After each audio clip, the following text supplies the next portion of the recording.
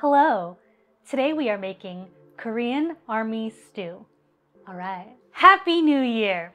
It's 2021 and after all the holiday festivities, we're gonna make a super easy, comforting, down-home Korean army stew.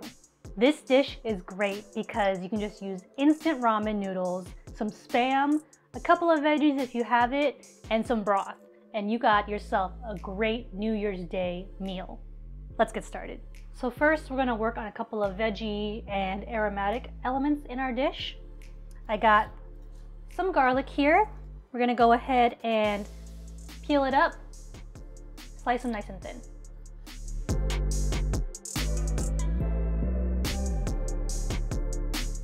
Now that our garlic is all sliced up, we're gonna work on our ginger. Now with ginger, there's two ways to peel it. You can either use a knife, which is what I'm gonna do, just slice off the peel, or you can use a spoon and go ahead and use a spoon and pull off the peel. But today, we'll use a knife.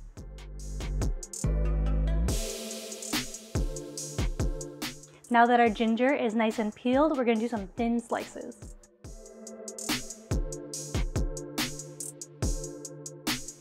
Now with our green onions, we're gonna use some of the top as our garnish at the end, but most of it is gonna be inside our broth.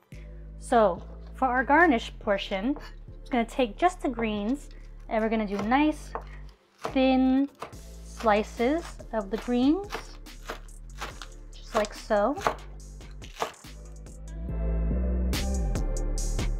And for the remaining part of the green onion, we're just gonna do nice big slices like that.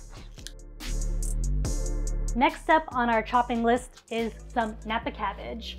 Now I got some Napa cabbage left over from a previous recipe that I did. However, this is definitely not that necessary. Again, what's nice about Korean army stew is you can put whatever you want in. I've had this dish at various restaurants and every single one has their own little take on it. And I think that's what's nice about this dish is that whatever you got on hand, you can use.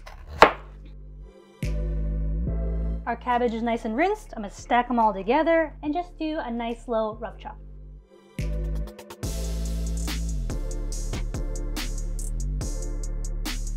Next up, we're gonna prep our gnocchi mushrooms. Gonna remove it. We're gonna cut off this base. Pop it in our colander. Quick little rinse. And onto our plate. And the last thing we need to cut up today, good old Spam. Now you definitely don't need to use Spam, but in every Korean army stew that I've had, there was definitely Spam in it. What's interesting about dishes that involve Spam is most of them were created during war times. And Spam is one of those meats, you know, that stays in cans and is good for a very long time, which is how most of these recipes are created, just with whatever you got on hand. So with our Spam, we're gonna go ahead and cut it in half. And then with our halves, we're gonna do some nice slices.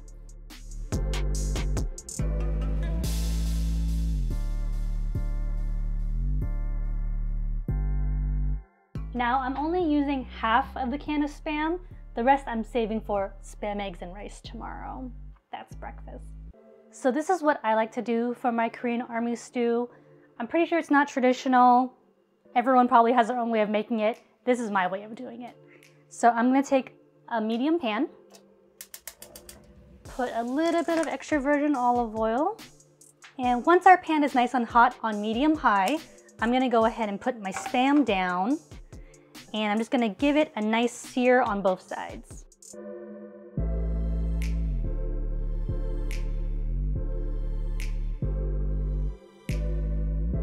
All right, our Spam has good color on both sides. We're gonna go ahead and kill the heat, remove and place onto a plate. Now in the pan that we just seared our Spam in, I'm gonna turn it back on, go about a medium or so. We still have a lot of oil in here, which is great. I'm gonna take my garlic, ginger, and green onions, put that in here, and we're just gonna let it cook for just a minute or two. So what I'm doing is just allowing the heat to kind of bring out the essence and aroma in the garlic, ginger, and green onion. And next I'm gonna add in some kimchi.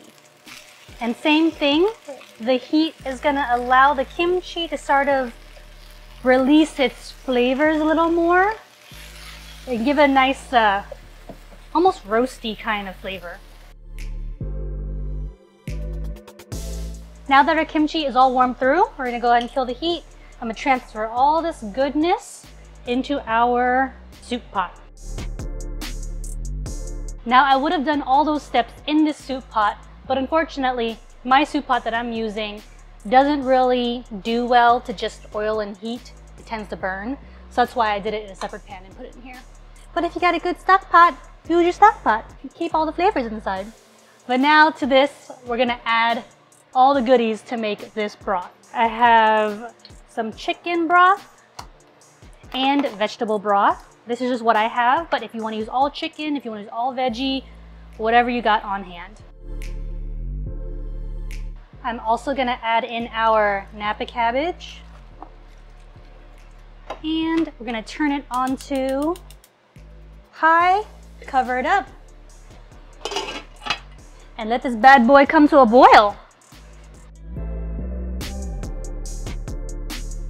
Our soup has come to a boil. Let's check it out. Oh yeah, all that goodness. Cabbage is getting nice and soft. Smells nice and fragrant. So now it's time to add some good stuff in here. We're gonna take some gochujang, and I got this nifty little tube version. Squeeze some into our ladle. And the amount you put is definitely up to you of how spicy or not spicy you want this dish. And a trick here to make sure there's no like gloops and glops of gochujang is I take some of the broth and I stir it in to basically melt that gochujang paste into the broth so it's nice and liquidy. This way I know there's not going to be any gloops and glops of gochujang paste. Once you got that all incorporated into your soup, I'm going to go ahead and just pour that right in. Next, I'm going to add some of this red pepper powder.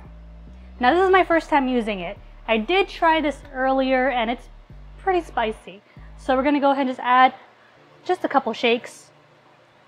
And if we want it more spicier, we can definitely taste it and add later. And next up, we're going to add some fish balls.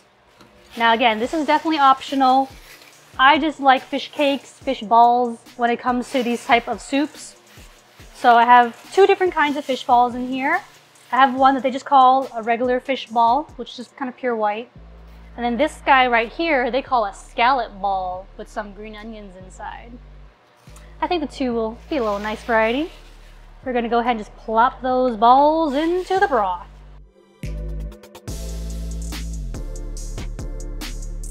Next up, we're gonna add in our mushrooms. And I just like to scatter them all over. Then I'm gonna go ahead and add my Spam right around the edges.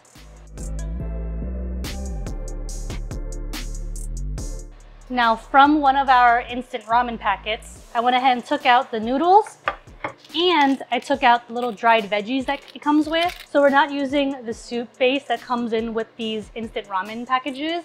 I'm just gonna use their little seasoning packet, which has some sesame and some seaweed in it. Sprinkle that everywhere. Now we're gonna add in our ramen, just right in the middle. Just kind of press that in. Same thing with the second one. Use our chopsticks, kind of press that in there. Now I'm gonna cover this back up and let it boil for another 5 minutes. Okay, it's been 5 minutes. Go ahead and check it out. Our noodles are just done. You can tell the fish balls are done because they've all floated to the top. Now let's just taste the broth to make sure it's at the level that we like. Go ahead and turn this down to about a medium low, just so it's not overcooking too much. Let's taste this broth.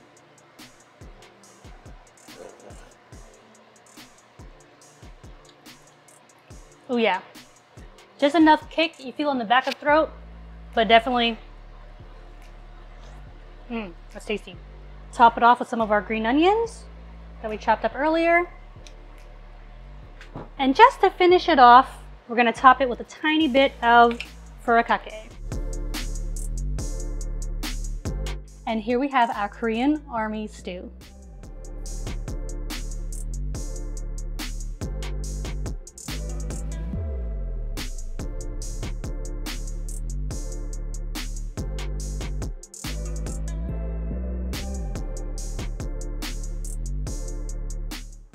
Thanks for joining us. Now get out of my kitchen.